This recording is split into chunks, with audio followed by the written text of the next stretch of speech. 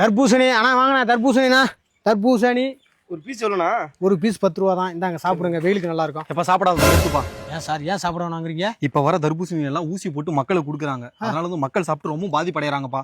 அதனால வந்து ஒரு முறை நாங்கள் செக் பண்ணிடுறோம். சார் 10 வருஷமா விவசாயம் பண்ணுறேன். இதெல்லாம் நானே என் காட்டில் விளைய வச்ச காய்கள். மக்கள் வந்து ரெகுலராக வந்து சாப்பிடக்கூடிய இடம் தான். நான் எதுக்கு சார் இதில் ஊசி போட போகிறேன்? அதெல்லாம் நீ பேசக்கூடாதுப்பா. மக்களே, தர்பூசணி சாப்பிட போனீங்கன்னா ஒரு டிஷ்யூ பேப்பர் ஒயிட் எடுத்துகிட்டு போயிருங்க. எடுத்துகிட்டு போயிட்டு அந்த பழத்தில் வந்து நீங்கள் ஒட்டி பார்த்தீங்கன்னா தெரியும்.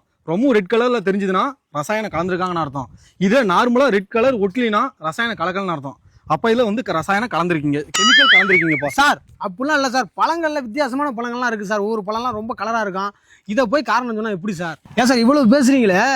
குடிக்கிற கூல்ட்ரிங்க்ஸ்லேருந்து, பால்லேருந்து, ஐஸ்கிரீம்லேருந்து, சாப்பிட்ற சாப்பாடுலேருந்து எவ்வளவோ கெமிக்கல் கலக்கிறாங்க. மக்கள் எவ்வளவோ பாதிக்கப்படுறாங்க. அதெல்லாம் ஏன் சார் மக்களுக்கு நீங்கள் விழிப்புணர்வு கொடுக்க மாட்டேங்கிறீங்க? இப்போ கடையை க்ளோஸ் பண்ணிடு, ஓகேவா? முடியல. இந்த கடைக்கு வந்து சீலும் வச்சிருங்க. தூக்குங்க சார். அங்கே போய் செக் பண்ணலாம் சார். பாப்பா போகலாம் சார் சார் உண்மையுமே ஊசி போட்டுருக்கேண்ணா, பயமா இருக்குண்ணா. அவனுங்களை சொல்லி பிரயோஜனம் இல்லடா. எதை சொன்னாலும் நம்புற மக்கள் இருக்க வரைக்கும் அவனுங்க எதையாச்சும் ஒன்று சொல்லிக்கிட்டு தான் இருப்பானுங்க. ஜவா, இயற்கையில் என்னென்ன பொருளெல்லாம் மக்களுக்கு கிடைக்குதோ அதெல்லாம் கிடைக்க விடாமல் பண்ணுறது தான் இந்த பிளானு. அதனால அவன் அதை சொல்கிறான், இவன் எதை சொல்கிறான்னு நம்பாதீங்க. கடைக்கு போங்க, தர்பூசணி பழம் சாப்பிடுங்க. ரோட்டு ஓரமாக போட்டிருக்க கூழ் கடையில் போய் கம்மங்கூழ் குடிங்க, கரும்பு ஜூஸ் குடிங்க, மோர் கடையில் போய் மோர் குடிங்க. இந்த மாதிரி இயற்கையாக கிடைக்கக்கூடிய பொருட்களை வாங்கி சாப்பிடுங்க. அவங்கள வாழ வைங்க. விவசாயத்தை வாழ வைக்கணும், புரியுதா? அவன் சொல்கிறான் நம்பக்கூடாது. சரி, சாப்பிடுங்க. ஊசி போடல.